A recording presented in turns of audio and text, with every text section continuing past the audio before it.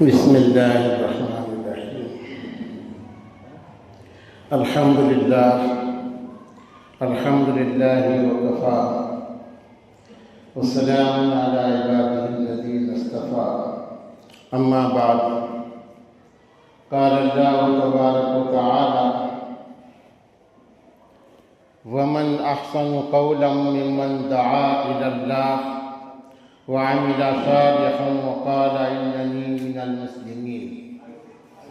وقال أيضا: سبحان الذي أسرى بعبده ليلا من المسجد الحرام إلى المسجد الأقصى الذي باركنا حوله لنريه من آياتنا إنه هو السميع البصير. صدق الله العلي العظيم. قال النبي صلى الله عليه وسلم: أنا رحمة مهداة، أو كما قال عليه الصلاة والسلام. إن الله وملائكته يصلون على النبي يا أيها الذين آمنوا صلوا عليه وسلموا تسليما.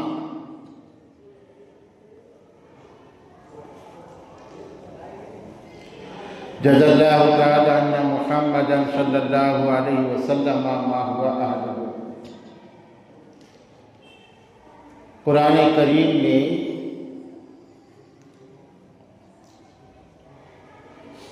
اس آیت سے بڑھ کر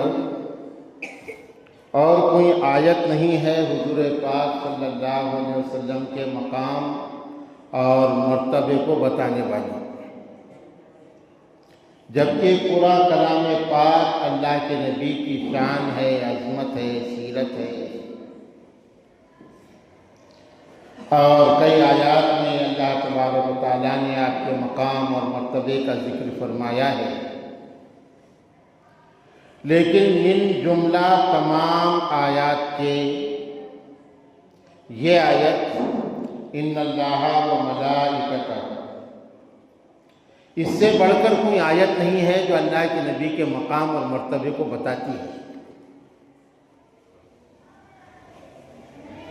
اس لیے علماء نے لکھا ہے کہ جب یہ آیت مسلمان سنیں تو بے ساختہ تمام کی زبانوں پر درود شریف جاری ہو جانا.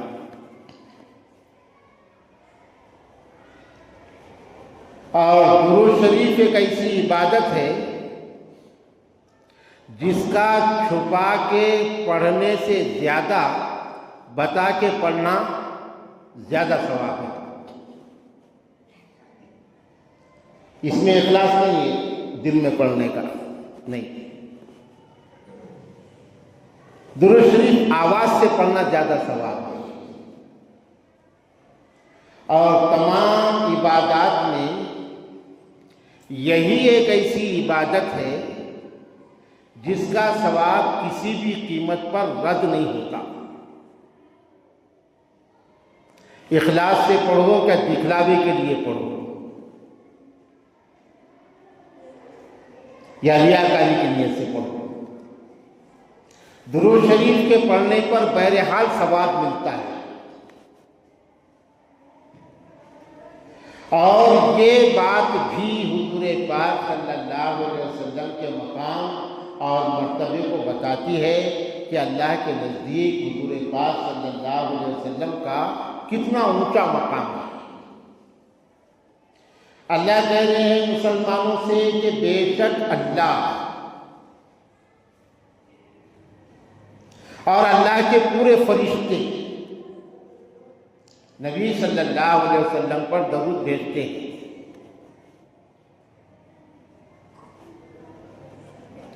تو علماء نے درود کے پڑھنے کی مجلسوں کو بھی بدعت بول دیے تھے. علماء سے مراد علم والے لوگ نہیں، کاغذ والے. علم والے تو علم کی روشنی میں کوئی بات کریں گے نا. واٹس ایپ والے واٹس ایپ کے ساتھ چلیں گے، لکیروں کے فقیر لکیروں کے ساتھ چلیں گے، اور پہلے لوگ امام مالک رحمۃ اللہ علیہ کا قول ہے کہ اسلام ایک ایسا مذہب ہے جس میں جتنا پیچھے جائیں گے اتنی سچائیاں ملیں گی، اور جتنا آگے جائیں گے اتنے روشن خیال اور دنیا کے رنگ میں رنگے ہوئے لوگ ملیں گے، دنیا کے رنگ میں وہ دین کو دیکھنے کی اور پرکھنے کی کوشش کریں گے۔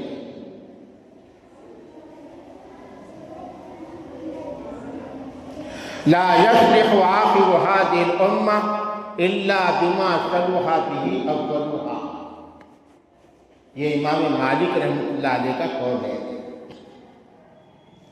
تو اللہ کے درود شریف پڑھنے کا کیا مطلب؟ حضرت شیخ مولانا محمد زکریا رحمۃ اللہ علیہ نے اپنی فضائل اعمال میں تو ہمیشہ کہتا ہوں کہ درود شریف پر جتنی کتابیں لکھی گئی ان میں سب سے زیادہ عشق اور محبت اور وارفتگی اور عقیدت کا رنگ فضائل درود حضرت شیخ میں جو ہے وہ اور کتابوں میں ہوں گا، انکار نہیں کیا جا سکتا، لیکن ہم نے نہیں دیکھا جتنی کتابیں ہم نے دیکھی۔ اور وہ فضائل درود فضائل اعمال کا حصہ ہے،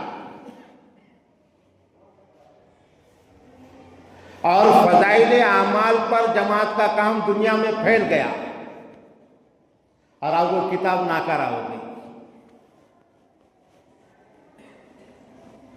اب وہ ناکارہ ہو گئی، اب کتابیں بھی تقسیم ہوگی، یہ ان کی، یہ وہ جماعت کی، یہ وہ جماعت کی، یہ وہ جماعت کی۔ اللہ کا کرم ہے اب تک مسلمانوں نے قرآن کو تقسیم نہیں کیا۔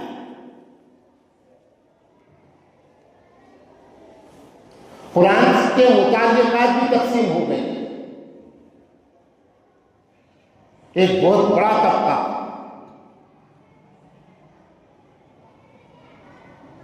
بہت بڑا طبقہ قرآن کریم کی تفسیر کو بھی وہ دوسروں کی چیز سمجھتا۔ ہم نے قرآن کی تفسیر اسلامی جماعت والوں کو دے دیے، وہ انہی کی سمجھتے ہیں، یعنی ذہنی ارتداد۔ یہ ارتداد ہے، یہ خطرے والی بات ہے۔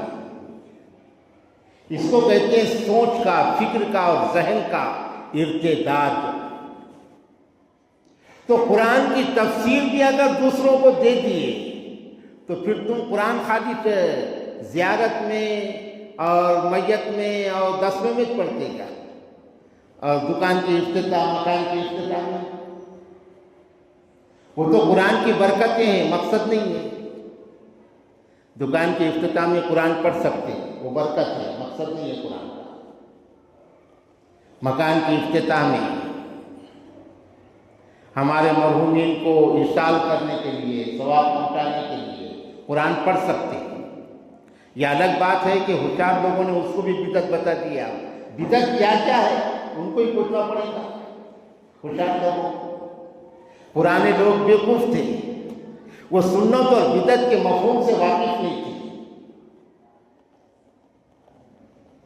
اور اتنا انہوں نے اس میں اب تردد پیدا کر دیے، جبکہ تمام کتابوں میں شب معراج ہے، ولادت النبی ہے، ایسے کچھ مسائل ہیں جس میں اختلاف کا ذکر ہوتا ہے۔ اللہ کے نبی کی ولادت کی تاریخ میں بھی اختلاف ہے۔ بعض کہتے ہیں 8 ربیع الاول کو پیدا ہوئے، بعض کہتے ہیں 9 ربیع الاول کو پیدا ہوئے، بعض کہتے ہیں 12 ربیع الاول کو پیدا ہوئے، اس میں بھی اختلاف ہے۔ تو کیا پیدائش مانتے نہیں؟ ثابت کہاں ہے کر کے کون سی تاریخ میں پیدا ہوئی؟ تو اختلاف اس میں بھی ہے۔ تو اختلاف ذکر کرنے کے بعد ہمارے علماء نے اتفقا علی ھذا الاکثرون کہہ کے ایک قول کو بیان کیا کہ زیادہ مورخین نے، زیادہ علماء نے اس پر اتفاق کیا ہے، یعنی جمہور کا قول یہ ہے۔ جمہور لفظ استعمال ہوتا ہے کہ جمہور کا قول یہ ہے۔ جمہور کا مطلب اختلاف انفرادی ہے اور اتفاق جمہوری ہے، اجتماعی ہے۔ تو انفرادیت کو آپ نے اتنی ترجیح دے دیے کہ وہ چیز کا ذکر ہی بدعت ہو گیا، اور اجتماعیت کو آپ نے نظر انداز کر دیے۔ یہ تو اپنے ہاتھوں سے اسلام کی تاریخ کو مٹانا ہو گیا۔ اور کون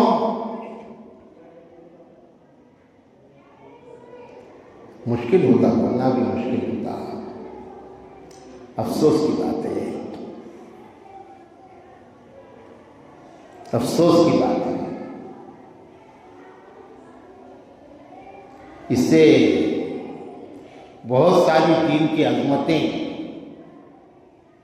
یہ ختم ہو رہی ہے کہ بعد دیگر۔ تو اللہ رب العالمین کے درود شریف پڑھنے کا مطلب نبی پاک صلی اللہ علیہ وسلم کی عظمت اور رفعت کو بڑھانا ہے۔ وَرَفَعْنَا لَكَ ذِكْرَكَ، اے نبی ہم نے آپ کی شان کو بڑھایا ہے۔ ہم نے نبی کو اعلیٰ اور عظیم مانا ہی کب؟ تو نبی کی شان میں مبالغے کی بات آئے گی، وہ تو چند لوگ ہیں۔ ہم نے تو عظیم مانا ہی نہیں ابھی نبی کو کہ ہمارے نبی کی اتنی اونچی شان ہے۔ نبی کی شان سب سے اونچی، وہ حد آئے گی صرف اللہ کی ذات، وہیں حد ختم ہوگی، باقی کوئی حد نہیں آئے گی نبی کی عظمت بتانے میں۔ جیسے حضرت علامہ سعدی شیرازی رحمۃ اللہ علیہ نے کہا ہے، یا صاحب الجمال و یا سید البشر من وجهك المنیر لقد نور القمر لا يمكن الثناء كما كان حقه بعد از خدا توی قصہ مختصر۔ یہ کہا علامہ سعدی شیرازی نے۔ تو سعدی شیرازی پر شرک کا فتویٰ لگا دو، ہمت ہے؟ ہمت ہے تو سعدی شیرازی پر شرک کا فتویٰ لگا دو کہ سعدی شیرازی نے یا صاحب الجمال کیوں کہا، یا کہے کہ اللہ کے نبی کو پکارا سعدی نے۔ لگاؤ فتویٰ کہ سعدی مشرک ہیں، سعدی نے شرک کیا ہے۔ سمجھنے کی بات نہیں ہے، بغیر سمجھے کوئی فتویٰ نہیں دیا جا سکتا۔ تحقیق کی ضرورت ہے، تحقیق کی، اور گہرے علم کی ضرورت ہے۔ تمہارا علم اگر گہرا ہوتا تو غیر مذہب کی گاڑی میں رسول اللہ کے احتجاج کے شان میں گستاخی پر احتجاج کے لیے تم نکلتے نہیں۔ اور تم کو معلوم ہونا چاہیے کہ احتجاج کس کو کہتے ہیں، کیسا کرنا چاہیے۔ وہ تو راجکارن تھا، وہ احتجاج نہیں تھا، وہ راجکارن تھا۔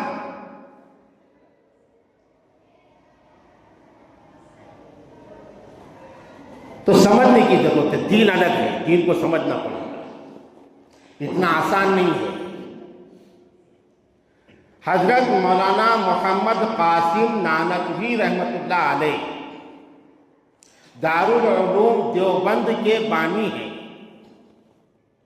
اور ان کو ہمارے اکابرین نے قاسم العلوم والخیرات لکھا ہے۔ علوم اور اچھی باتوں کے بانٹنے والے، اتنا بڑا لقب دیے بزرگوں نے، مولانا قاسم نانوتوی۔ تو حضرت مولانا کا ایک جملہ ہے، بڑوں کی باتیں بڑی ہوتی ہے، ایک جملہ ہے، اور حضرت نے اپنے ایک جملے میں بدعت کو سمجھا دیا۔ بدعت کس کو کہیں گے اس کو سمجھا دیا۔ اگر آج جیسے مجھ جیسے نکمے نام نہاد عالم کے بدعات کو شمار کریں گے تو پھر تو بہت مشکل ہو جائے گا۔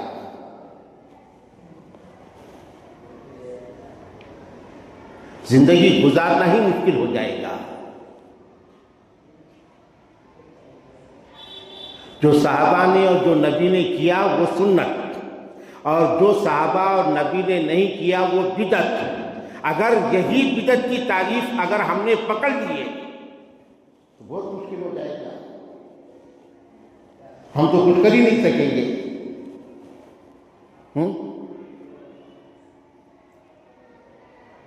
کیا کر سکیں گے ہم؟ مگر یہ نہیں، بدعت کی تعریف اللہ جن سے کام لینا چاہتا ہے، بڑے بڑے لوگ تھے، اللہ نے ان کے سینوں کو کھول دیا تھا علم کے لیے۔ آج ہمارے سے کتابچہ پڑھنا نہیں ہوتا مطالعے کے اعتبار سے، وہ لوگوں نے ایسی ایک ایک کتاب لکھ کے چلے گئے کہ ایک آدمی آج وزن نہیں اٹھا سکتا ایک کتاب کا۔ انہوں نے ایک ایک کتاب ایسی لکھ کے چلے گئے، کیا لکھے ہوں گے؟ اگر دین اتنا ہی ہے پھر کیا لکھے ہوں گے؟ ایک آدمی وزن نہیں اٹھا سکتا ان کی ایک کتاب کو، اتنی جلدیں۔ تو اتنا آسان نہیں ہے کوئی چیز کو سنت اور کوئی چیز کو بدعت بولنا، اس کے لیے بہت گہرے مطالعے کی ضرورت ہے، بہت سمجھنا پڑے گا۔ جو چیزیں تم کو کھلی دکھ رہی ہے اسی پر حکم لگاؤ تو تم نے دیہات کر دیا۔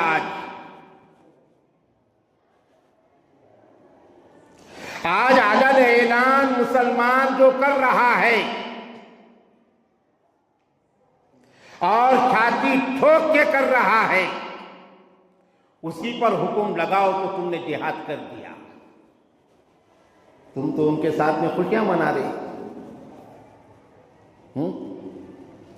خود حوصلہ افزائی ہو رہی۔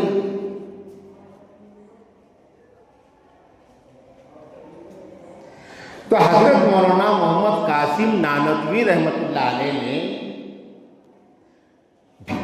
بدعت کی تعریف بتائی، بس دو ہی لفظ میں، احداث للدین اور احداث فی الدین، یہ دو لفظ بیان کیے۔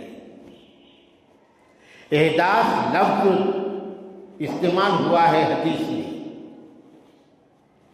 نیا کام اپنی طرف سے شروع کرنا، اس کے لیے احداث کا لفظ استعمال ہوا۔ تو حضرت نانوتوی نے کتنی جامع بات بیان فرمائی۔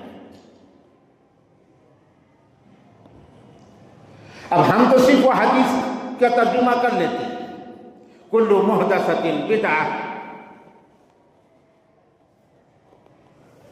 لیکن کل محدثہ کی حضرت تھانوی نے تشریح کی ہے۔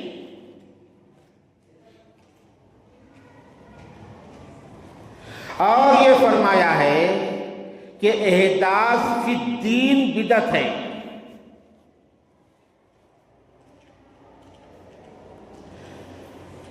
احداث فی الدین، عبادات مقصودہ کے جو طریقے حضور پاک صلی اللہ علیہ وسلم نے بیان فرمائے ہیں، اور جس طریقے پر حضور پاک صلی اللہ علیہ وسلم نے عبادات کی ہیں، صحابہ نے جیسی کی ہیں، اسی طریقے پر ان عبادات کو انجام دینا دین ہے۔ اگر ان عبادات کے طریقوں میں ہم نے کچھ کمی اور زیادتی کی اپنی طرف سے، وہ بدعت ہو جائے گا۔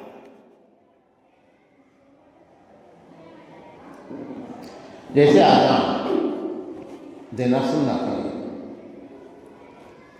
اب اس میں نئی نئی چیزیں شروع میں اور آخر میں اور بیچ میں اور درمیان میں بنا دینا، اپنی طرف سے شامل کر دینا، وہ بدعت ہوگا۔ وہ طریقہ پورا ثابت ہے۔ تو دین میں کوئی نئی بات ایجاد کرنا، دین میں کا لفظ ہے، میں اور کے لیے، یہ دو لفظ ہے۔ احداث فی الدین، دین میں کوئی نئی بات ایجاد کرنا، دین میں کوئی نئی بات اپنی طرف سے شروع کرنا، یہ بدعت ہے۔ اور ایک ہے احداث للدین، دین کی تبلیغ کے لیے، دین سمجھانے کے لیے، دین کی دعوت کے لیے، دین بتانے کے لیے، دین پھیلانے کے لیے کوئی نئی بات ایجاد کرنا، یہ بدعت نہیں ہے۔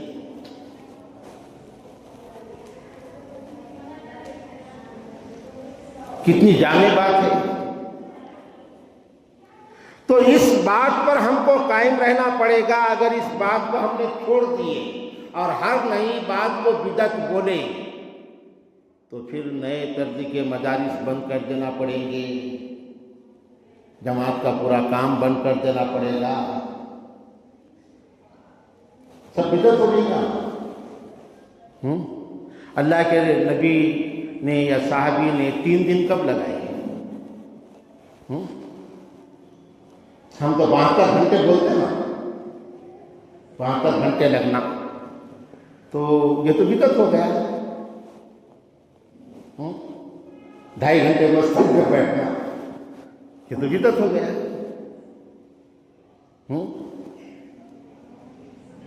لیکن نہیں ہے، یہ بدعت نہیں ہے، اس لیے کہ احداث للدین ہے، وہ دین سکھانے کے لیے، دین سمجھانے کے لیے، دین پھیلانے کے لیے وہ طریقہ علماء کرام نے بنایا ہے۔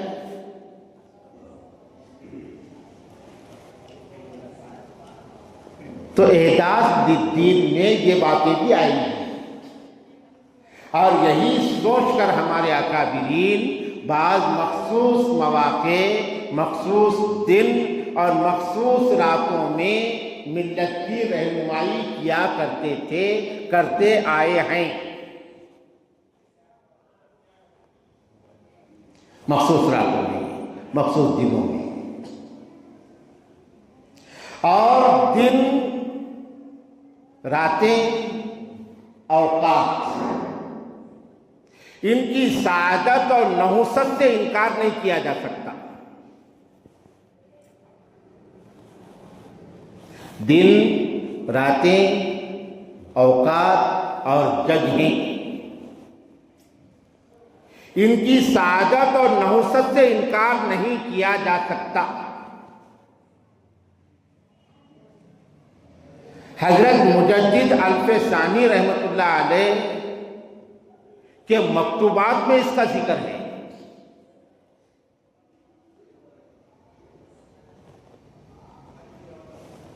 اور حدیثوں سے بھی یہ بات ثابت ہوتی ہے۔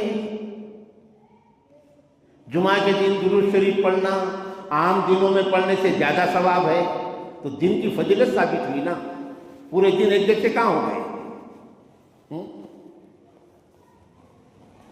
حضور صلی اللہ علیہ وسلم نے فرمایا کہ پیر کے دن روزہ رکھو، مستحب ہے۔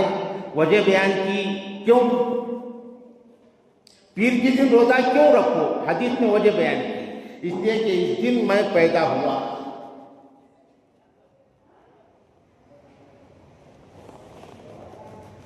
یعنی خوشی منانے کا طریقہ دین نے الگ بتایا، یہ صحیح ہے، لیکن خوشی منانے سے روکا نہیں۔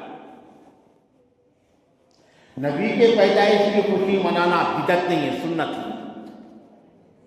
ہاں طریقے پر بحث کرو، فرارے لگانا غلط ہے، جھنڈے لگانا غلط ہے، جلوس نکالنا غلط ہے، نعرے لگانا غلط ہے، وہ طریقے پر بحث کرو، لیکن خوشی منانا بدعت نہیں ہے، سنت ہے اور حدیث سے ثابت ہے۔ اللہ کے نبی نے فرمایا کہ پیر کے دن روزہ رکھو، اس لیے کہ اس دن میں پیدا ہوا۔ تو ہمارے جو پرانے لوگ کیا کرتے تھے تو اس وقت بھولے بھالے لوگ تھے، یہ بات نہیں ہے کہ اس وقت علم نہیں تھا، بہت علم تھا۔ آپ کیا کہتے ہیں ہم کہ پہلے اتنا علم نہیں تھا، ہے نا؟ اب سب کتابوں کی دنیا میں ہے، وہ جانتے ہیں، اور علماء بھی جانتے ہیں کہ اس دور میں جو کتابیں لکھی گئی، ان کتابوں کے سمجھنے والے آج نہیں رہے، اور اس دور میں جو کتابیں لکھی گئی، اس سے آگے چل کے میں بول رہا ہوں، اس دور میں جو کتابیں لکھی گئی وہ کتابیں پڑھنے والے آج نہیں رہے، پڑھنا بھی مشکل ہو گیا وہ کتابیں، ایسی عربی ان کی تھی، فارسی۔ تو علم اس دور میں تھا زیادہ کہ آج ہے؟ آج علم نہیں ہے زیادہ، ڈھکوس نہیں ہے، صرف باتیں ہیں۔ اور حدیث سے بھی ثابت ہے کہ علم پہلے ہی زیادہ تھا۔ اللہ کے نبی صلی اللہ علیہ وسلم نے ارشاد فرمایا، یقبض العلم بقبض العلماء۔ اللہ کے نبی نے فرمایا کہ قیامت کی علامتوں میں یہ ہے کہ علم اٹھا لیا جائے گا۔ تو صحابہ نے کہا کہ علم کیسے اٹھایا جائے گا؟ تو اللہ کے نبی نے فرمایا کہ علماء متباخر اور بڑے علماء دنیا سے ایک کے بعد دیگر جاتے جائیں گے، ان کے اٹھنے کے ساتھ علم اٹھتا جائے گا۔ جو عالم دنیا سے گیا، اب اس معیار کا عالم کوئی پیدا نہیں ہوگا۔ اور حدیث ہی میں ہے، یہاں تک کہ دنیا علم سے خالی ہو جائے گی،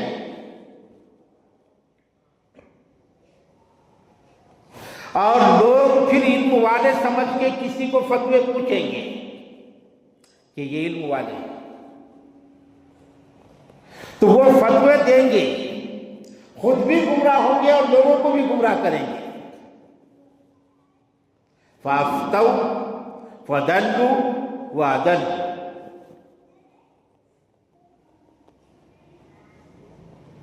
یہ حدیث کے الفاظ ہیں۔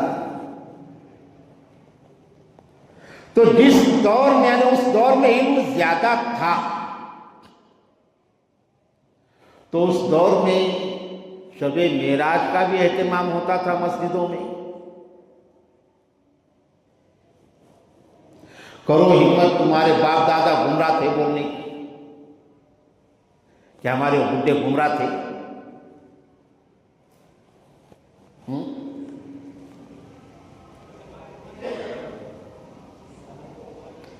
جبکہ وہ جنتی تھے، ان کے مرنے کے بعد ان کے پیشانی پہ ہم نے پسینہ دیکھا، یہ علامت ہوتی ہے جنتی کی۔ اور وہ ان چیزوں کا اہتمام کرتے تھے۔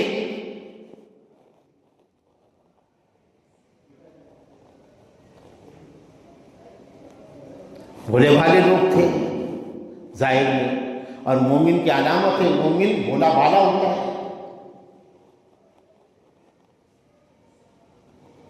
ابھی شب معراج کا تو اب ذکر ختم ہو گیا، اس لیے کہ وہ کامیاب ہو گئے، سلفی کامیاب ہو گئے، غیر مقلدین اہل حدیث کامیاب ہو گئے، اور ہم دھوکہ کھا گئے۔ انہوں نے ختم کیے، یہ سنیوں نے ختم نہیں کیے، ہم دھوکہ کھا گئے۔ بڑا پرفریب نعرہ یہ بدعت اور یہ سنت۔ پرفریب نعرہ. تو اب اتنا شب معراج کا تصور ایسا ختم ہو گیا مسلمانوں کے اندر سے. کیا مسلمانوں کو یاد بھی نہیں رہ رہا؟ رجب کا مہینہ گزر جا رہا پورا، یاد بھی نہیں رہ رہا. جبکہ حضور پاک صلی اللہ علیہ وسلم کی نبوت کا دوسرا سب سے بڑا معجزہ، اللہ کے نبی کو 300 سے زیادہ معجزات دیے گئے، اور آپ کے معجزات میں دوسرا سب سے بڑا معجزہ قرآن کریم کے بعد اگر کوئی ہے تو وہ معراج ہے. سیرت طیبہ کا اتنا بڑا واقعہ،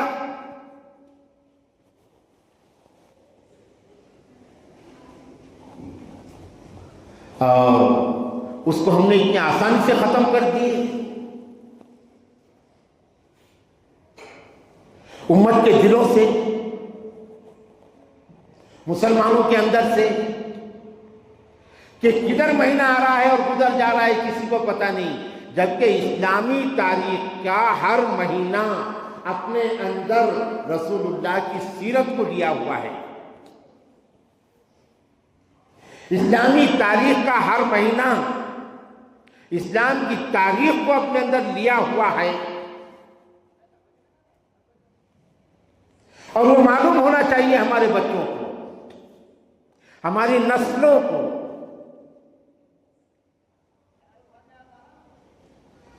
اس لیے کہ اس کے ذریعے سے نسلیں ہماری یہ دین کے قریب آئے گی، ورنہ نسلوں کے اندر سے دین کی عظمتیں یہ ختم ہو رہی ہیں. اب پہلے زمانے میں،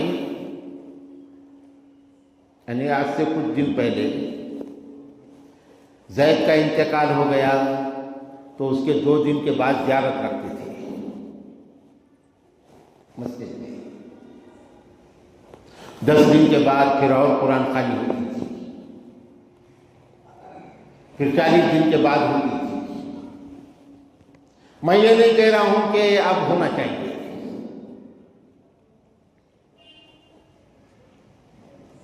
دن کا تعین کر کے ایصال ثواب کہیں ثابت نہیں ہے، لیکن ایصال ثواب کرنا چاہیے، اپنے مرحومین سے تعلق ہونا چاہیے.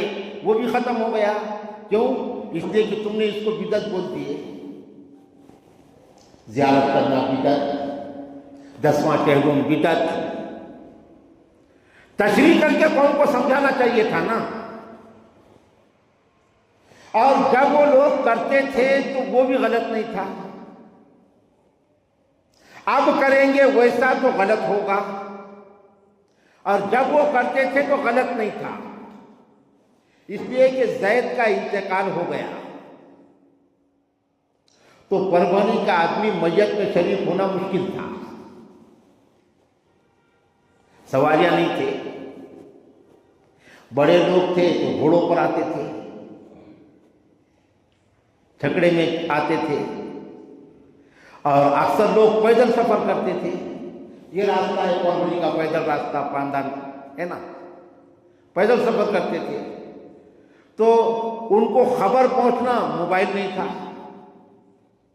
موبائل تو اب نکلا لیکن خطوط رسانی کا انتظام بھی نہیں تھا، ڈاک خانے. لا محالہ ان کو خبر دینے کے لیے ایک آدمی جانا تھا، پھر خبر ملنے کے بعد ان کا وہاں سے نکلنا تھا. اس میں کم سے کم 2 دن لگتے تھے. تو ایسے نزدیک پاس 40-45 کلومیٹر کے اندر کے لوگ 2 دن گزرنے پر آ جانا، تو ان کے لیے ایک وقت دیا جاتا تھا کہ 2 دن کے بعد زیارت ہوگی، یعنی انسانی ثواب. تو وہ حساب سے نزدیک پاس کے لوگ آ جاتے تھے. بدعت بول کے مقرر نہیں کیے تھے اسے. ایسا 10 دن کا ایک وقت انہوں نے طے کر لیے. اورنگ آباد میں ہے، زیادہ دور ہے کوئی لوگ، ان کو اطلاع پہنچنا، پھر انہوں نے آنا، یہ ساری چیزیں آمد رفت کے ذرائع نہیں ہونے سے بڑا مشکل تھا. تو ایک وقت مقرر کرتے تھے 10 دن کے بعد بھی قرآن خوانی ہوگی، لوگ آتے تھے۔ تو اس دور میں وہ کرنا بدعت نہیں تھا۔ اس لیے یہ بتانا چاہیے قوم کو، پرانوں سے الزام بھی ہٹانا چاہیے، ورنہ آپ پرانے لوگوں کو بدعتی کہہ رہے ہیں، اور پرانے لوگوں میں ہی تہجد گزار ہے، پرانے لوگوں میں ہی شب زندہ دار ہے، پرانے لوگوں میں ہی جمعہ کے دن آنکھوں میں سرما لگانے والے ملیں گے، پرانے لوگوں میں ہی جمعہ کے دن عطر لگانے والے ملیں گے، پرانے لوگوں میں ہی جمعہ کے دن ناخن نکالنے والے ملیں گے، پرانے لوگوں میں ہی جمعہ کے دن سر کے بال بنانے والے ملیں گے۔ جمعہ کا وہ اہتمام تو آج تمہارے پاس بھی نہیں ہے، نہ جانے جمعہ کے دن غسل بھی ہوتا ہے کیا نہیں ہوتا ہے، جان تو واجب تھوڑی ہے جمعہ کے دن غسل کرنا، ہم نے تو اتنی رخصت نکال دی۔ تو اہتمام کرنے والے لوگ پہلے تھے، اس لیے اللہ کے واسطے ان پر الزام مت رکھو کہ وہ بدعتی تھے۔ وہ دیندار تھے، وہ عاشق تھے، وہ دین پر عمل کرنے والے تھے۔ تو ایسا یہ چیزیں ان لوگوں نے کی۔ میلاد النبی میرے فارغ ہونے کے بعد تک، میرے فارغ ہو کے آنے کے 2-3 سال بعد تک بلا مبالغہ مرحوم سید علی چاؤش جو مرکز کے صدر تھے، اللہ ان کی مغفرت فرمائے، وہ میرے گھر پہ آتے تھے، مولانا کل میلاد النبی ہے، مرکز میں آپ کو تقریر کرنا ہے۔ کئی سال میں نے مرکز میں میلاد النبی کی تقریر کیا، کئی سال مرکز میں میلاد النبی، معراج النبی کا اہتمام ہوتا تھا۔ کیا وہ بیوقوف تھے؟ کیا وہ بدعتی تھے پرانے لوگ؟ تو سمجھنے کی ضرورت ہے اور تحقیقی علم کی ضرورت ہے۔ کیوں کرتے تھے؟ اس بہانے سے لوگ جمع ہو جاتے تھے مسجد میں، پٹاخے تھوڑی پھوڑتے تھے مسجد میں جمع ہونے والے، ہولی تھوڑی کھیلتے تھے، قرآن پڑھتے تھے، درود شریف پڑھتے تھے، اللہ کا ذکر کرتے تھے، اجتماعی طور پر مرحومین اور زندوں کے لیے دعائیں ہوتی تھی، عالم اسلام کے لیے، اور پھر کوئی عالم دین کچھ تقریر کر لیتا تھا، کچھ دین کی باتیں بتا لی جاتی تھی۔ اور اس وقت بھی یہ کہا جاتا تھا، اس لیے کہ مسلمان یہ چیزیں کا اہتمام کرتے تھے، اس لیے دشمن کو ہر وقت پیچھے لگا ہوا ہے۔ آج دشمن مدرسوں کے پیچھے ہے، تبلیغی جماعت کے پیچھے ہے نا دشمن آج، ویسا کل دشمن معراج کے پیچھے تھے، شب برات کے پیچھے تھے۔ تو انہوں نے ہمارے لوگوں کو گمراہ کرنے کے لیے آتش بازی میں جوانوں کو لگا دیا تھا، آتش بازی میں کئی جوانوں کو لگا دیے تھے کہ رات میں ہمارے نوجوان بس وہ قبرستانوں میں پھر رہے ہو، موٹر سائیکلوں پہ، پیدل قبرستانوں میں پھر رہے، ڈھونڈ کے ڈھونڈ نوجوانوں۔ تو یہ انہوں نے لگائے تھے مقصد سے ہم کو ہٹانے کے لیے، لیکن جو لوگ اہتمام کرتے تھے ان کا مقصد یہ تھا کہ امت سیرت طیبہ سے واقف ہو جائے، امت اللہ رب العالمین کا تقرب اختیار کرنے کے لیے ان راتوں میں اہتمام کرے عبادات کا، جیسے شب برات ہے، شب قدر ہے، شب معراج میں عبادت کرنا، ایسا کوئی حدیث سے مخصوص ثواب اس پر نہیں ہے کہ جو شب معراج میں 2 رکعت پڑھے گا اس کو اتنا ثواب ملے گا، ایسا نہیں ہے۔ لیکن شب برات اور شب قدر میں ہے۔ تو شب معراج، اب یہ میلاد النبی کا اہتمام ختم ہو گیا، بدعت بدعت بدعت بول کے، اب آسان ہو گیا موبائل نکلنے سے یہ کام، اور اب معراج النبی بھی ختم ہو گئی، شب معراج، اب لگ گئے شب برات کے پیچھے۔ اب یہ ختم ہونے کے بعد واٹس ایپ پہ دیکھو کیسے میسیج شروع ہو جاتے ہیں، مضمون میسیج کہاں سے ثابت ہے، کون سے صحابی نے منایا، اللہ کے نبی نے کب منایا، کچھ بھی ہو جائے، لیکن اس کے لیے چونکہ کچھ مضبوط روایات ہیں، اس لیے وہ آسانی سے ختم نہیں ہوئی، ورنہ یہ غیر مقلد تو اس کے پیچھے اب لگے ہوئے ہیں۔ جب شب برات ختم ہو جائے گی تو پھر لگیں گے شب قدر کے پیچھے۔ شب قدر کی فضیلت ہے، مگر مسجدوں میں جمع ہونا کہاں ہے، بھولیں گے، اس کے پیچھے لگیں گے۔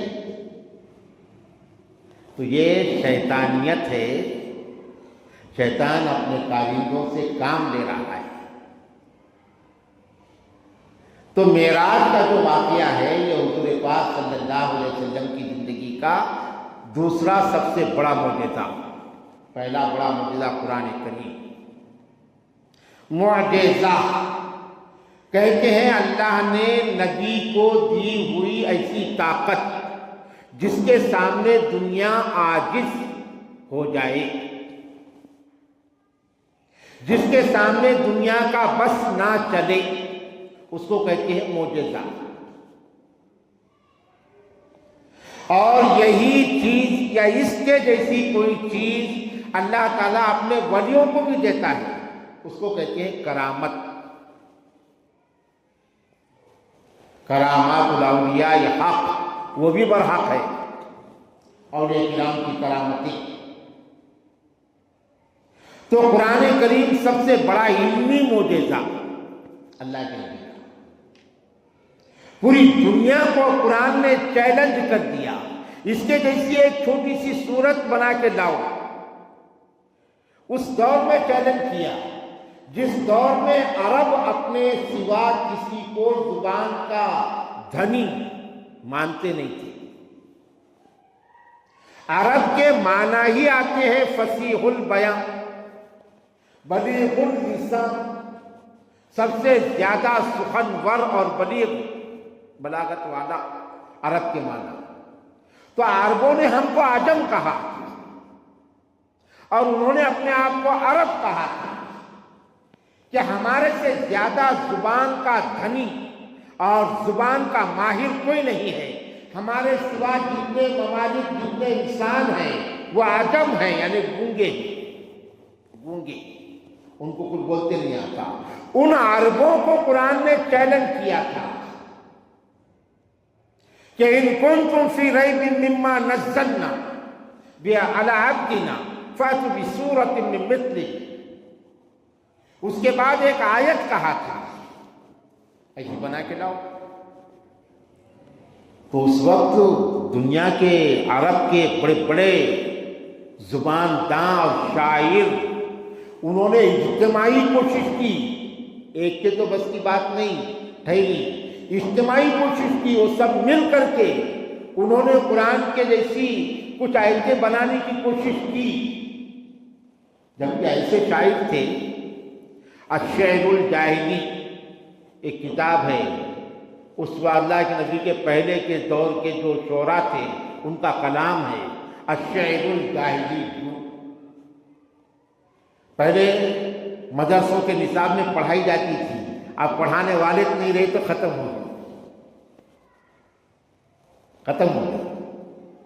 ہمارے استاد حضرت قادر قدات، حضرت مولانا عبدالاحد اظہری رحمہ اللہ، ان کے پاس میں وہ کتاب ایک کاپی میں لکھی ہوئی تھی، کاپی، کتاب چھپنا بھی بند ہو گئی، پڑھنے والے پڑھانے والے نہیں رہے تو کہیں کو چھپی، ایک کاپی میں لکھی ہوئی تھی الشعر الجاہلی کی، وہ پڑھاتے تھے ہم کو۔ تو ایسے لوگ تھے، ایسے شعراء تھے، وہ سب مل کر کے قرآن کے جیسے قرآن کے صورتوں میں سے چھوٹی سی صورت نہیں بنا سکے، مطلب ایسا لکھ نہیں سکے عربی جو معنی، جو مطالب، جو بیان قرآن کریم میں ہے اور وہی اس کی بلاغت ہے۔ ایک شاعر نے لکھنے کی کوشش کیا، القاریعۃ ما القاریعۃ وما ادراک ما القاریعۃ، اس کے وزن پہ لکھنے کی کوشش کیا۔ اب القاریعہ قرآن کہہ رہا ہے، ما القاریعہ، قاریہ، کیا ہے قاریہ؟ وما ادراک ما القاریہ، کون بتائے گا قاریہ کیا ہے؟ کون جانتا؟ اب جانتا کوئی قاریہ کیا ہے؟ جب تک اللہ کے نبی نے نہیں بتایا اس وقت تک کسی کو معلوم تھا قاریہ کیا ہے؟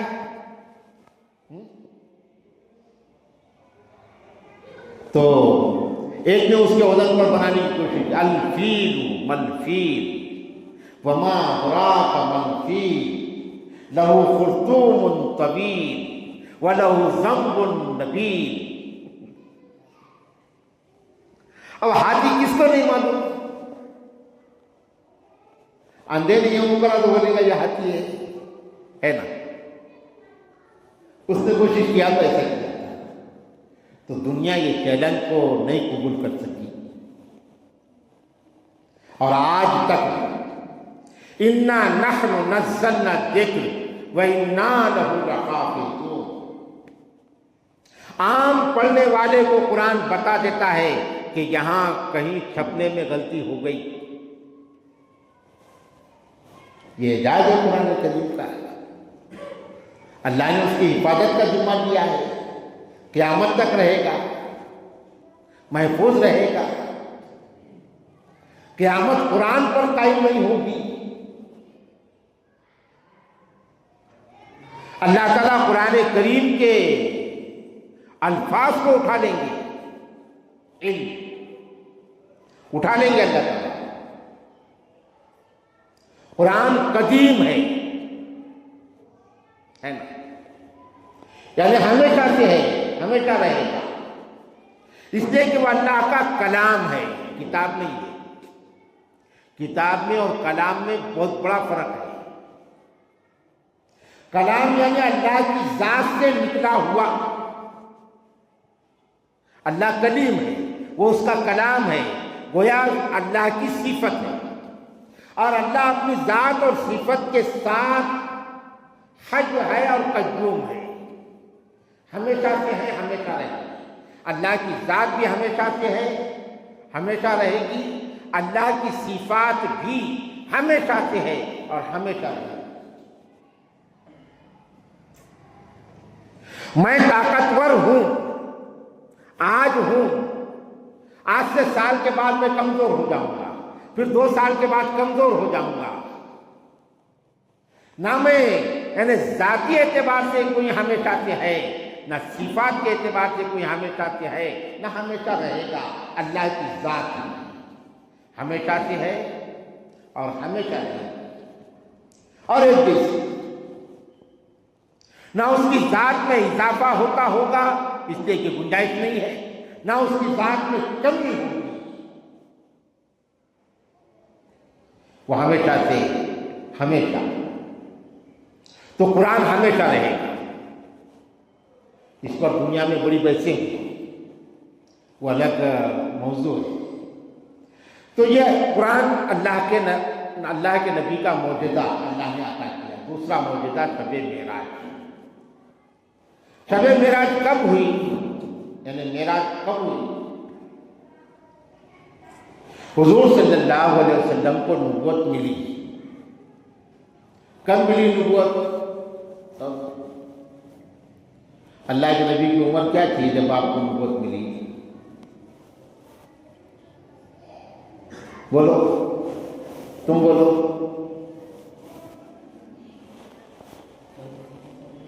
40 سال ہے نا؟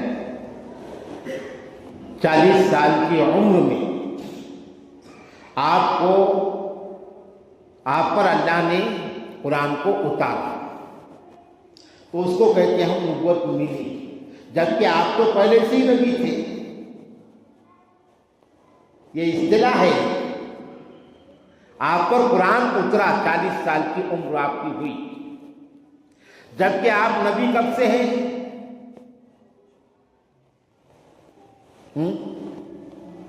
کب سے نبی ہیں؟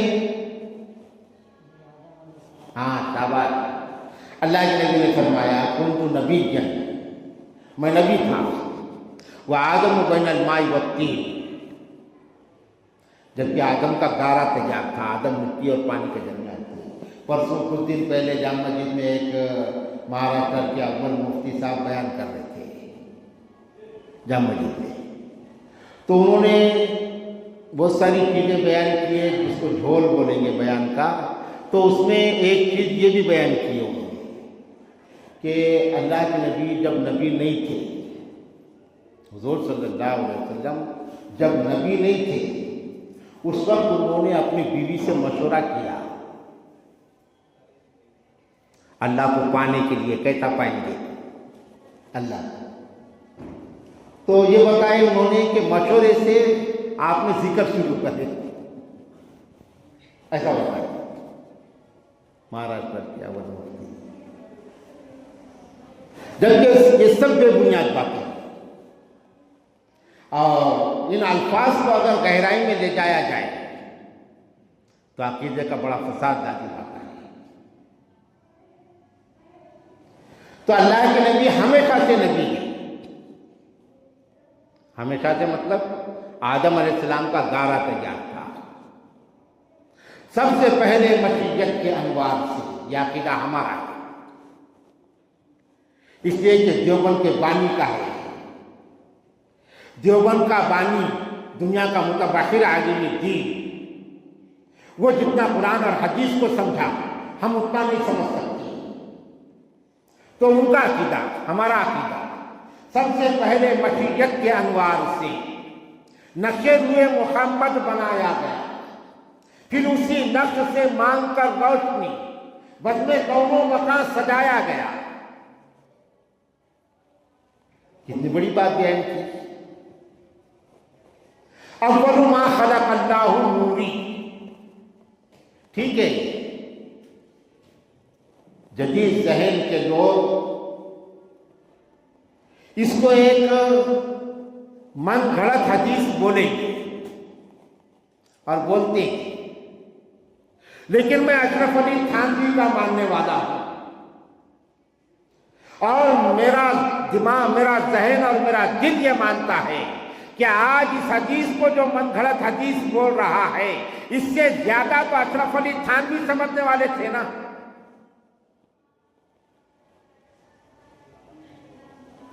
اشرف علی تھانوی نے اس حدیث کو جب اپنی کتاب میں لیا ہے تو مطلب کچھ نہ کچھ دم ہے،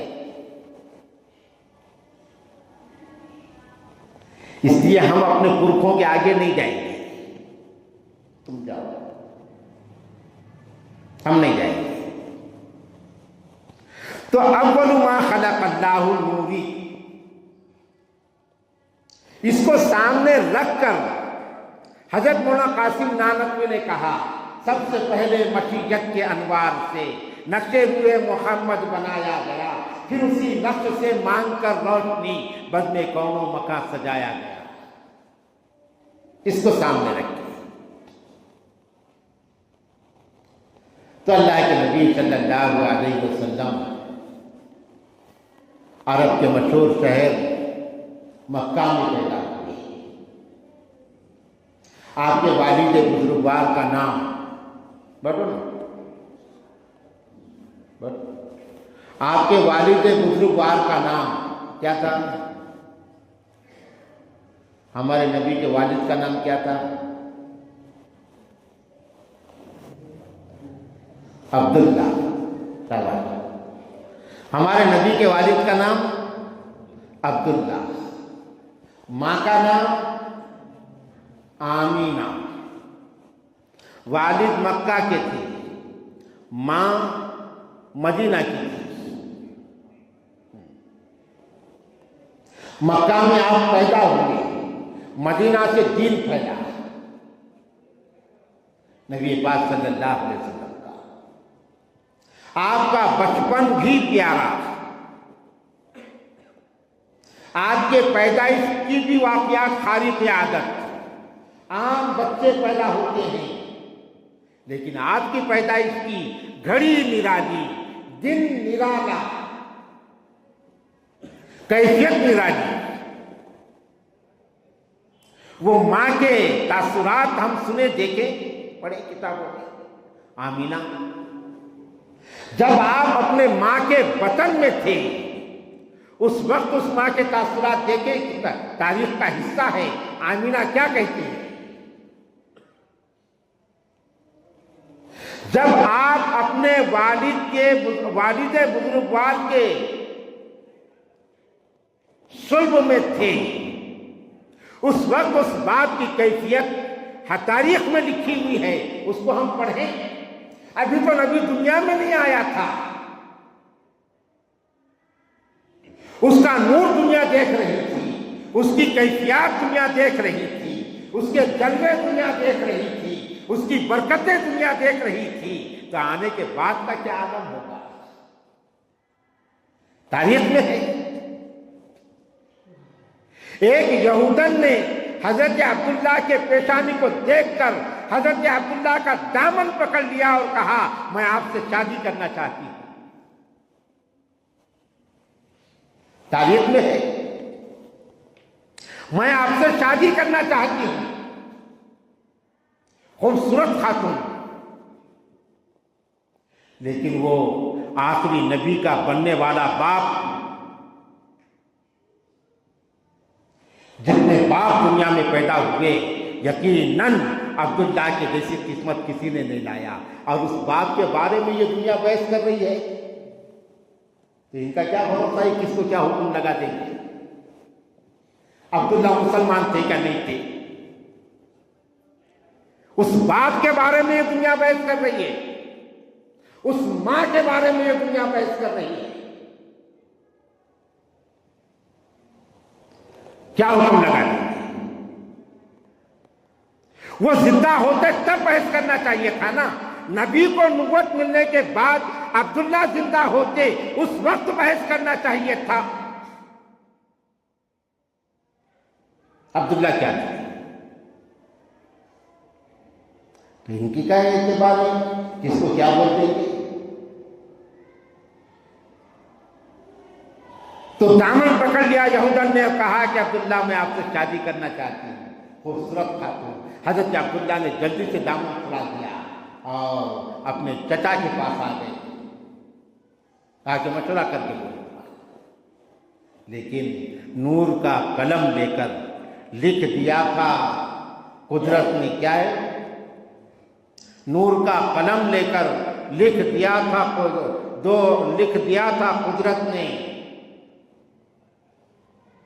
دو عالم کا چاند عائشہ کے دامن میں، ایسا کچھ وہ شعر ہے۔ یہ تو ساری چیزیں طے تھی آخری نبی کی، آخری نبی کی ساری چیزیں اللہ کے علم میں طے تھی کہ اس کا خاندان کون ہوگا، اس کا قبیلہ کون ہوگا، اس کی جائے پیدائش کہاں ہوگی، اس کا باپ کون ہوگا، اس کی ماں کون ہوگی، اس کی پہلی بیوی کون ہوگی، دوسری بیوی کون ہوگی، یہ ساری چیزیں طے تھی اللہ کے علم میں۔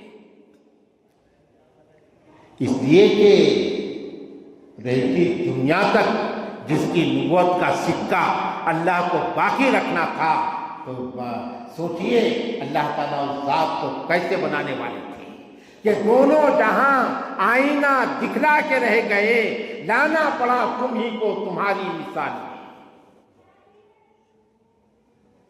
نبی کے جیسا کون؟ اس کا جواب نبی ہی۔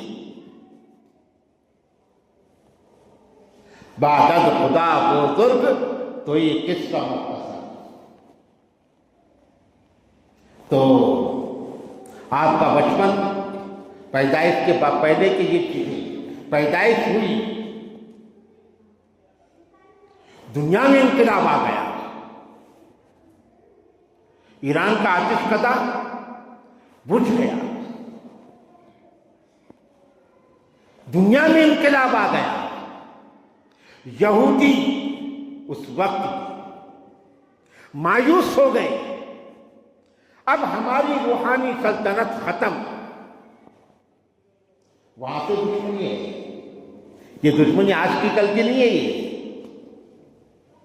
آج کل کی دشمنی نہیں ہے، یہ حکومتوں اور سیاست کی دشمنی نہیں ہے، یہ روحانی سلطنت کے خاتمے کی دشمنی ہے کہ ہزاروں انبیاء جس قوم کے اندر آئے جو نبیوں کی اولاد تھی، آج اس کی روحانی سلطنت کا خاتمہ ہو گیا۔ اب نبوت بنو اسحاق اور بنو یعقوب سے بنو اسماعیل میں آ گئی۔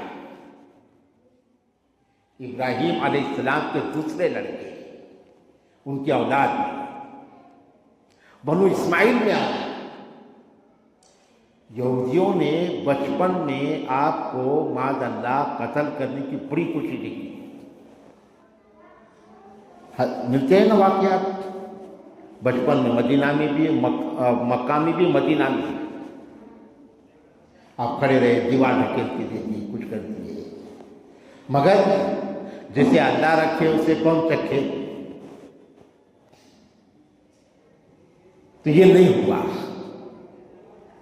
تو یہ ہے ستیزہ کار رہا ازل سے تا امروز، چراغ مصطفی سے شرار بو لہبی، یعنی پہلے پرانی دشمنی ہے اور وہ دشمنی قیامت تک چلے گی۔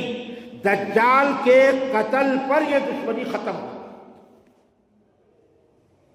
آغاز وہاں سے ہوا، اس کا انجام دجال کے قتل پر ہوگا۔ اس لیے کہ دجال یہودیوں کا سب سے بڑا مسیحا، بڑا بادشاہ، وہ اس کا انتظار کر رہے ہیں۔ جب دجال اوپن نکل جائے گا کھلم کھلا تو اس کے ساتھ میں پورے یہودی ہوں گے،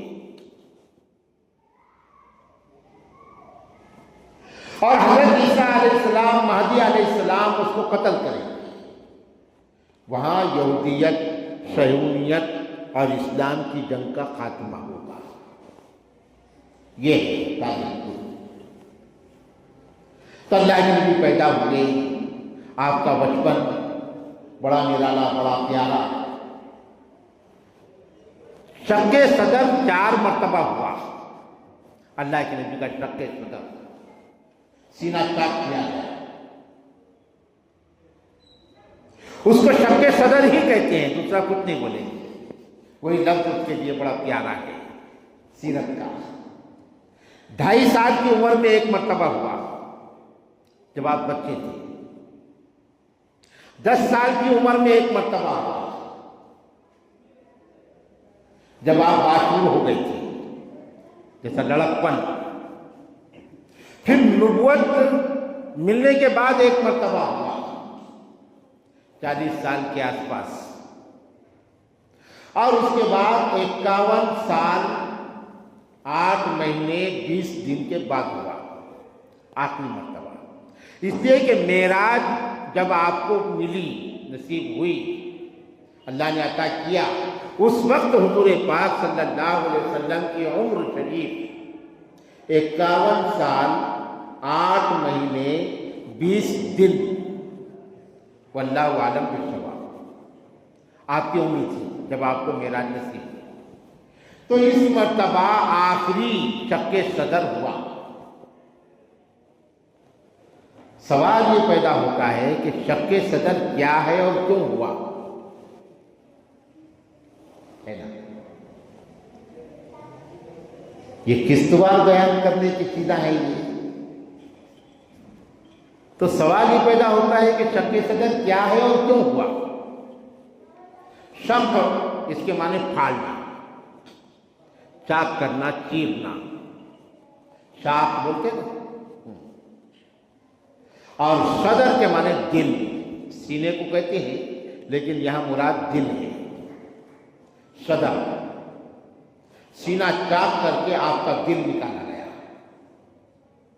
بڑے بڑے ڈاکٹر تھے تو آپ کا سینہ چاک کر کے دل نکالا گیا، اور وہ دل کو دھو کے پھر روحانی طریقے پر جس وقت جو چیز دل میں بھرنے کی ضرورت تھی، 2.5 سال کی عمر میں، 10 سال کی عمر میں، 40 سال اور 51 سال کی عمر میں، جس وقت جو چیز دل میں بھرنے کی ضرورت تھی وہ اللہ جانتا تھا، اور وہ چیز بھی اللہ ہی بھرنے والا تھا فرشتوں کے ذریعے سے۔ اس وقت وہ چیز دل میں ڈالی گئی،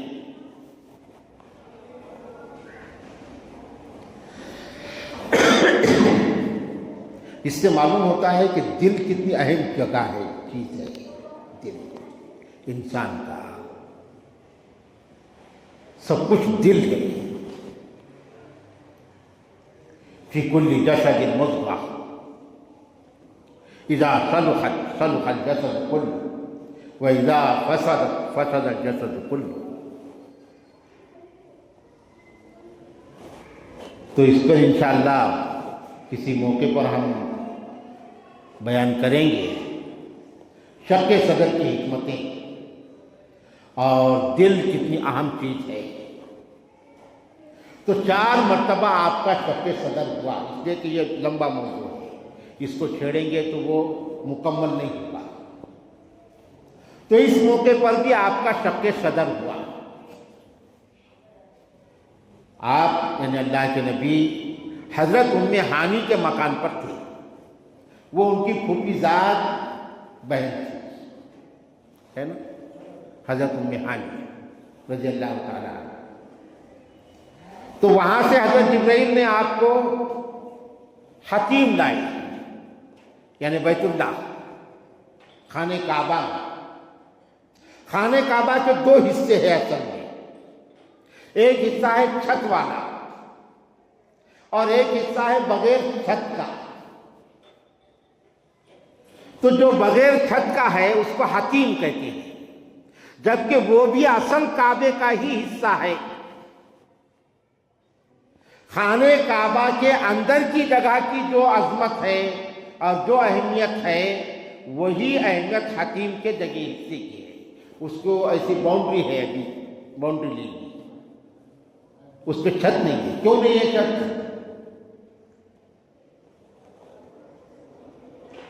تو تاریخ میں یہ لکھا ہوا ہے کہ جب اللہ کے نبی کے پہلے، یعنی آپ کے ولادت کے پہلے، جب مشرکین مکہ نے اور عرب کے لوگوں نے خانہ کعبہ کی تعمیر شروع کیے تھے، تو انہوں نے اعلان کیے تھے کہ جس کے پاس میں حلال کا پیسہ ہے اور جو دینا چاہتا ہے وہی پیسہ خانہ کعبہ کی تعمیر کے لیے دے، برائے کرم حرام کا پیسہ نہ دے۔ یہ اعلان ہوا تھا، کتابوں میں لکھا ہوا ہے۔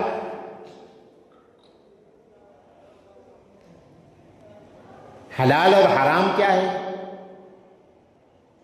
حلال ملازمت، تجارت، زراعت، یہ تشریح اپنی جگہ پر۔ اب وہ تشریح میں بھی جانے کا یہ وقت نہیں ہے، بس یہ اعلان ہوا تھا کہ حلال کا پیسہ خانہ کعبہ کی تعمیر میں دے، حرام کا پیسہ نہ دے۔ اب کتنے مسجدیں بن رہی ہیں، مسجدیں کتنی بن رہی ہیں، اور جہاں مسجد نہیں بھی بن رہی تو وہ مسجدوں کا چندہ تو ہو رہا نا ثواب کی نیت سے، ہے کہ نہیں؟ جیسے جہاں مدرسے نہیں بھی ہے تو چندہ تو ہو رہا نا ثواب کی نیت سے، بغیر بچوں کے مدرسے ہیں، ہے نا، اور ایسی مسجدیں بھی ہے، کہاں ہے اللہ والا ثواب۔ بہت برا حال ہو گیا اس وقت امت کا، اللہ حفاظت کرے۔ تو اب یہ ساری کنڈیشنیں ختم ہو گئی، حلال حرام ساری کنڈیشن۔ ایک مدرسے والوں کو ایک بچے نے فون کرا کہ مولانا ایسا ایسا پیسہ ہے، جو شخص دینا چاہتا ہے اس کا پیسہ جو ہے وہ برابر نہیں ہے، ناجائز کمائی کا ہے۔ چلتا ہے کہ تمہارے مدرسے میں؟ ہمارے پاس سب چلتا، بول رہا سب چلتا۔ تو اب وہ کنڈیشن ہی ختم ہو گئی۔ کتاب میں لکھا ہوا ہے، حضرت مولانا رشید احمد گنگوہی کی کتاب، بہت بڑے عالم دین مولانا رشید احمد گنگوہی، بہت بڑے عالم دین، حضرت تھانوی کے استاد ہیں، مولانا قاسم نانوتوی کے استادوں میں رشید احمد گنگوہی، فتاوی رشیدیہ، کہ مسجد کی تعمیر میں کسی نے پوچھا کہ مسجد کی تعمیر میں غیر مسلم کا پیسہ چلتا کیا؟ تو حضرت نے جواب دیے ہیں کہ مسجد کی تعمیر کے لیے حلال کا پیسہ ہونا، چاہے وہ مسلمان کا ہو کہ غیر مسلم کا ہو، اس کے لیے مذہب کی قید نہیں ہے۔ البتہ ایک نزاکت کا لحاظ رکھنا پڑے گا آج کے دور میں زیادہ، کہ وہ غیر مسلم ایسا ہو کہ تم کو مستقبل میں اس کے احسان جتانے کا ڈر نہ ہو کہ کبھی احسان جتائے گا، کچھ فتنہ پیدا کرے گا، تو اس کا اگر حلال کا پیسہ ہے تو مسجد کی تعمیر میں چلتا، اور مسلمان کا حرام کا ہے تو نہیں چلتا۔ اتنا شریعت نے لحاظ رکھا۔ تو حتیم جو پیسہ جمع ہو گیا تھا اس میں جتنا چھت ہو گیا اتنا چھت ڈال دیا گیا تھا، اور باقی چھت رہ گیا تھا، اس کو حتیم کہتے ہیں۔ تو حتیم سے اللہ کے نبی کے معراج کا سفر شروع ہوا تھا، وہ میانی کے مکان سے حتیم میں آئے، اور حتیم سے وہ سفر شروع ہوا براق پہ۔ براق سواری اللہ کے نبی کی، اس کا کلر سفید تھا براق کا۔ اس کو براق اس لیے کہتے ہیں کہ براق یہ برق سے ہے، برق رفتار بولتے نا، یعنی بجلی کے جیسی رفتار۔ وہ آسمانی سواری تھی، بجلی کے جیسی رفتار۔ تو حتیم سے بیت المقدس تک کا سفر وہ براق سے ہوا۔ تو اس سفر کو قرآن میں اسراء کہا گیا، اسراء یعنی لے جایا گیا۔ سبحان الذی اسریٰ بعبدہ، پاک ہے وہ ذات جس نے اپنے بندے کو لے کر کے گئی، من المسجد الحرام، مسجد حرام سے، الی المسجد الاقصی، مسجد اقصی، اس کو اسراء کہا گیا۔ راستے میں کچھ مقام بھی آئے، جیسے مدینہ پہلا مقام آیا، تو حضرت جبرائیل نے کہا کہ یہ آپ کی جائے ہجرت ہوگی، آپ ہجرت کر کے یہاں آئیں گے۔ دوسرا مقام آیا کوہ سینا، طور سینا، اللہ کے حضرت جبرائیل نے تعارف کرایا حضرت موسیٰ علیہ السلام کی نبوت کا۔ پھر ایک مقام آیا بیت اللحم، حضرت عیسیٰ علیہ السلام نے تعارف کرایا حضرت عیسیٰ علیہ السلام کی پیدائش کا، یہ حوالہ دیا۔ اس طریقے سے چوتھا مقام بیت المقدس، جس کو مسجد اقصی کہتے ہیں، قرآن میں اس کا مسجد اقصی نام ہے، حدیث میں مسجد اقصی بھی ہے، بیت المقدس بھی کہا گیا ہے، اور وہی یعنی نقطہ ہے بیت المقدس مسلمانوں کے عروج اور زوال کا۔ بیت المقدس کا مقبوض رہنا مسلمانوں کا زوال ہے، بیت المقدس کی آزادی مسلمانوں کا عروج ہے۔ یہ بڑی چیز ہے اور بڑی تاریخ ہے، بڑے راز ہیں۔ بیوقوف تھوڑی ہے گاجر مولی کی طرح کٹنے کے واسطے، ان کو جینے کا شوق نہیں ہے کیا؟ ان کو خواہشات نہیں ہے کیا؟ ان کو بچوں سے محبتیں نہیں ہیں کیا؟ ان کو کمانا اور اسی بنگلوں میں رہنا یہ نہیں معلوم ہوتا ہے کیا؟ بیوقوف تھوڑی ہے جو چٹانوں سے ٹکرا رہے ہیں اور بے شمار وہ قتل ہو رہے ہیں۔ کچھ بات ہے نا، کچھ بات ہے، ہم خالی فوٹوਆਂ شیئر کرنے میں رہ جاتے ہیں، منظر بکیوں میں رہ جاتے ہیں، آئے عشاق گئے وعدے پردہ لے کر۔ تو بیت المقدس وہاں آپ جب آئے حضرت جبرائیل کے ساتھ رات میں، ایک ہی رات میں یہ پورا سفر ہو گیا، پورا سفر ایک رات میں۔ بیت ام ہانی سے حتیم، حتیم سے بیت المقدس، بیت المقدس سے آسمانوں کا سفر، ساتوں آسمانوں کا، جنت جہنم کا، عرش معلیٰ کا، اللہ سے ملاقات کا، ساری باتیں ایک رات میں، اور پھر آپ جو ہے حتیم آ گئے، حتیم سے ام ہانی پورا سفر۔ ہے عقل میں آنے والی بات؟ یہ سب سے بڑا معجزہ جب آپ بیت المقدس لائے گئے آئے، وہاں پہلے ہی سے تمام انبیاء علیہ السلام موجود تھے۔ علماء نے لکھا ہے کہ انبیاء کی روحیں نہیں تھی، انبیاء علیہ السلام اپنے اصل جسم کے ساتھ موجود تھے۔ یہ اللہ کی قدرت ہے، اللہ کی قدرت ہے، ایمان رکھنا پڑے گا۔ امامت روحوں کی نہیں کی جاتی، امامت تو انسانوں کی جائے گی نا۔ تو اصل جسموں کے ساتھ تمام انبیاء علیہ السلام کو اللہ رب العالمین نے بیت المقدس میں جمع فرمایا۔ اس سے علماء نے یہ بھی کہا کہ امام کے پہلے مقتدی رہتے ہیں مسجد میں، پھر امام آتا ہے۔ امام بعد میں، پہلے مقتدی انتظار کرتے ہیں امام کا۔ تو تمام انبیاء علیہ السلام وہاں پر اللہ کے نبی صلی اللہ علیہ وسلم تشریف لائے، اور حضور پاک صلی اللہ علیہ وسلم کو حضرت جبرائیل نے کہا تقدم، آپ امامت کو آگے بڑھیں۔ پھر آپ نے وہاں انبیاء علیہ السلام کو 2 رکعت نماز پڑھائی۔ کون سی نماز تھی، کیا تھی، اس پر بحثیں ہوئی۔ ابھی تو نماز فرض نہیں ہوئی تھی، ہے نا، تو نفل نماز تھی، بعض علماء نے کہا۔ تو یہاں آپ امام الانبیاء بنے، قرار پائے، نبیوں کے امام، پورے نبیوں کے امام، خاتم الانبیاء، امام الانبیاء۔ پھر یہاں سے قبۃ الصخرہ، جو گنبد خضرا ہے، جو گنبد ہے بیت المقدس کا، مسجد اقصیٰ کا، تو قبۃ الصخرہ حضرت جبرائیل نے وہاں لے کے گئے نماز کے بعد، اور وہاں سے قدرتی سیڑھی کیسی ہوگی، کیا ہوگی، اللہ جانتا ہے، اللہ جانتا ہے۔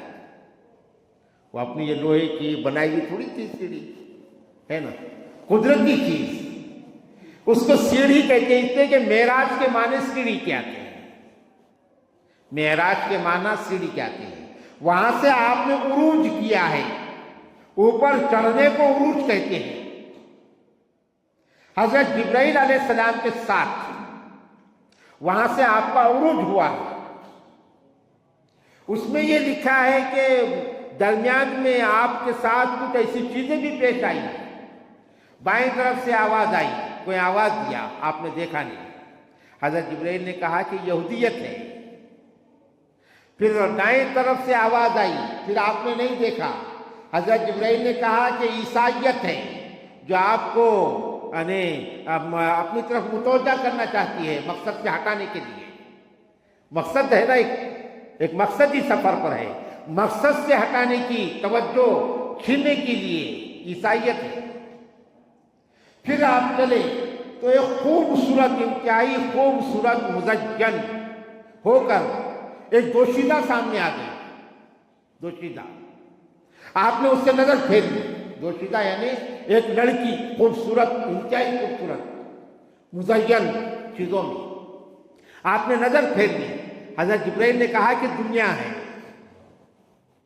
دنیا ہے، دنیا آواز دینا چاہتی ہے، چھیننا چاہتی ہے آپ کی توجہ۔ اس طریقے سے آپ پہنچے پہلے آسمان پہ، وہاں سے 7واں آسمان پہ گئے تو آسمانوں میں اللہ کا ایک نظام بنا ہوا ہے، اور آخری نبی کی بعثت پر وہ نظام اور قوی ہو گیا تھا، مضبوط ہو گیا تھا۔ تو ہر آسمان کے گیٹ پر گیٹ کیپر، بواب، داروغہ، فرشتے بیٹھے ہوئے۔ جیسے آپ گئے تو آواز دی، جبرائیل علیہ السلام نے دستک دی، بخاری میں یہ یہاں سے پوری حدیث ہے، دستک دی۔ فرشتے نے کہا کون؟ کہا کہ میں جبرائیل۔ کہا کہ من معاک، کیا تمہارے ساتھ کون ہے؟ کہا کہ معی محمد۔ کیا انہیں بلایا گیا ہے؟ کہا کہ ہاں وہ بلائے گئے ہیں۔ پھر دروازہ کھلتا تھا، پھر آپ داخل ہوئے۔ پہلے آسمان پہ حضرت آدم سے ملاقات ہوئی۔ حضرت آدم علیہ السلام، حضرت جبرائیل نے تعارف کرایا، یہ ابو البشر ہیں، آدم۔ ان کے بائیں طرف جو دیکھتے ہیں تو خوش ہوتے ہیں، سیدھے طرف دیکھتے ہیں تو ہنستے ہیں، بائیں طرف دیکھتے ہیں تو روتے ہیں۔ کہا کہ یہ کیا ہے؟ کہا کہ سیدھی طرف دیکھتے ہیں اپنی اولاد کو تو وہ جنتی اولاد ہے، وہ خوش ہوتے ہیں، بائیں طرف جو اولاد ہے وہ جہنم میں جانے والے ہیں، جہنمی ہے، وہ ان کو دیکھ کے غمگین ہوتی ہیں۔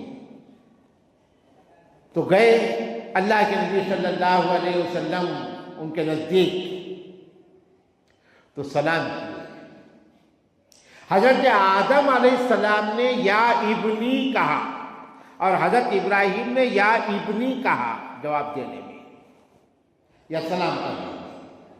باقی جو انبیاء سے ملاقاتیں ہوئی درمیان میں، حضرت عیسیٰ علیہ السلام سے ہوئی، موسیٰ علیہ السلام سے ہوئی، صالح علیہ السلام سے ہوئی اور حضرت ادریس علیہ السلام سے یہ ملاقاتیں ہوئی، باقی سب نے الاخ الصالح یہ کہا، الاخ الصالح ہمارے نیک بھائی، جواب دینے میں، سلام کرنے میں، ملنے میں سب سے ملاقاتیں ہوئی اور بالآخر ایک مقام آیا سدرۃ المنتہا،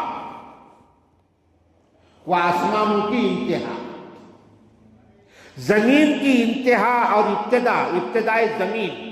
ابتدائے زمین سے سفر شروع ہوا، یعنی مخلوقات کی ابتدا سے سفر شروع ہوا اور مخلوقات کی انتہا پر سفر ختم ہوا نبی کا۔ جو حکیم جو حصہ ہے خانہ کعبہ کا، وہ زمین کی ابتدا ہے، وہاں سے زمین بنی اللہ کی پوری دنیا میں پہلی، وہ سب سے پہلے وہ زمین کا نقطہ آغاز جس کو کہیں گے، وہاں سے سفر شروع ہوا۔ اور سدرۃ المنتہا اللہ کے مخلوقات کی انتہا ہے، عالم خلق کی انتہا ہے، اس کے اوپر عالم امر ہے، عالم امر ہے، عالم خلق اوپر نہیں ہے۔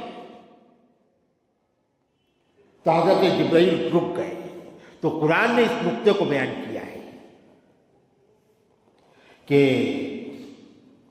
وَالنَّجْمِ إِذَا هَوَىٰ مَا ضَلَّ صَاحِبُكُمْ وَمَا غَوَىٰ وَمَا يَنطِقُ عَنِ الْهَوَىٰ إِنْ هُوَ إِلَّا وَحْيٌ يُوحَىٰ عَلَّمَهُ شَدِيدُ الْقُوَىٰ ذُو مِرَّةٍ فَاسْتَوَىٰ۔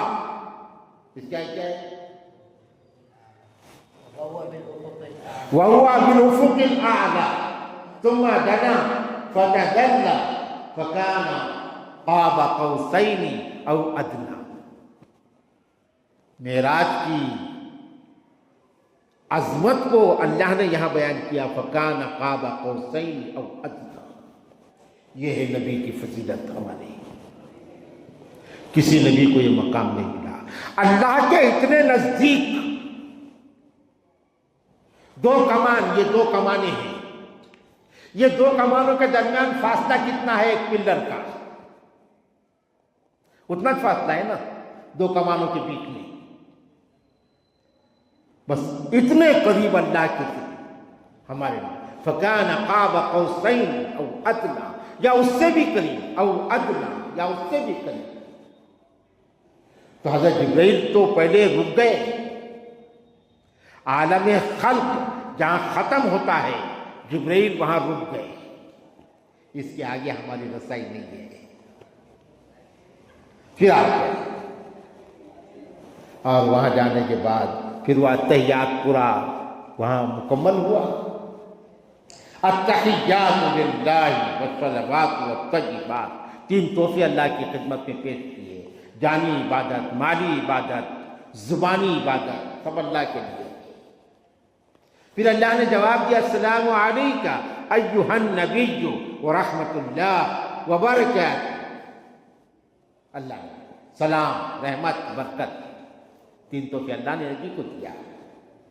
پھر نبی نے وہاں امت کو نہیں بھولا، کیا باتیں، السلام علینا وعلی عباد اللہ الصالحین۔ اے اللہ تیری سلامتی ہمارے اوپر تو ہو، لیکن میری امت کے نیک لوگوں پر بھی تیری سلامتی ہو۔ کیا نبی ہے وہاں بھی، ورنہ ذرا سی خوشی ہوئی تو کاری کرتے وہ بھول جاتے لوگ، اتنی بڑی خوشی عرش مولا پر پہنچ گئے، لیکن نہیں بھولے، وہاں بھی امت کو نہیں بھولے، یاد کی، دعا کی۔ یہ ساری چیزیں سن کر فرشتوں نے کہا اشہد ان لا الہ الا اللہ، التحیات مکمل ہوا. پھر وہاں سے انعامات لے کے آئے. نماز، سورہ بقرہ کے آخر کی 2 آیتیں اور امت کی مغفرت بشرط عقیدہ توحید، یہ 3 انعام اللہ کے پاس سے لائے. نماز 50 وقت کی ملی تھی، وہ تفصیل ہے، 5 وقت کی آخر میں رہی، لیکن اللہ نے کہا کہ ہمارے پاس قول نہیں بدلتا. 50 نمازیں دیے تھے، جتنا ثواب اس پر ہم دینے والے تھے اتنا ہی ثواب 5 وقت کی نمازوں پر ہم دیں گے. تو یہ معراج کا تحفہ ہے. اور سورہ بقرہ کی آخر کی 2 آیتیں شب معراج میں اللہ کے نبی کو ملی.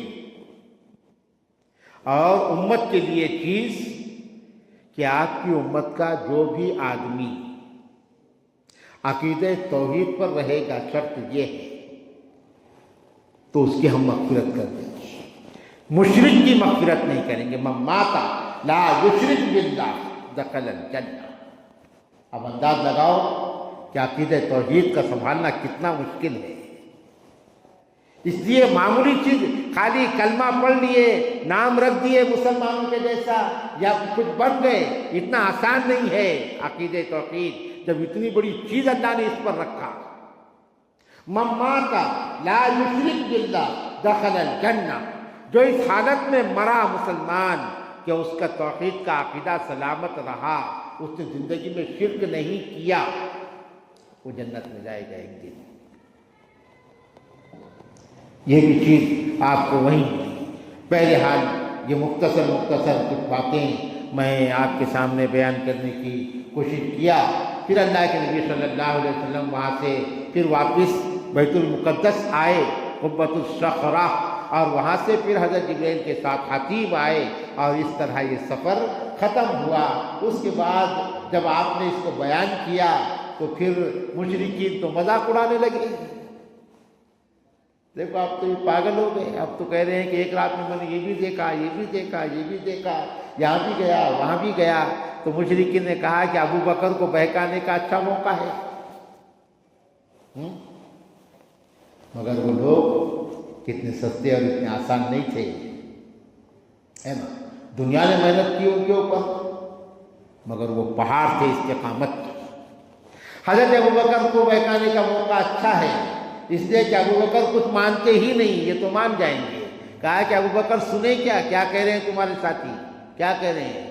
وہ کہہ رہے ہیں کہ ایک رات میں ام ہانی کے گھر سے حتیم آیا، حتیم سے بیت المقدس گیا، بیت المقدس سے صاف آسمان کی سیر کر کے آیا. یہ پورا واقعہ بتائے. کہا کہ کون کہہ رہا ہے؟ کہا کہ محمد کہہ رہے ہیں. محمد کہہ رہے ہیں تو صحیح ہے. ابو بکر نے کچھ نہیں کہا، اگر یہ محمد کہہ رہے ہیں تو صحیح ہے. اللہ کے نبی نے کہا کہ صدیق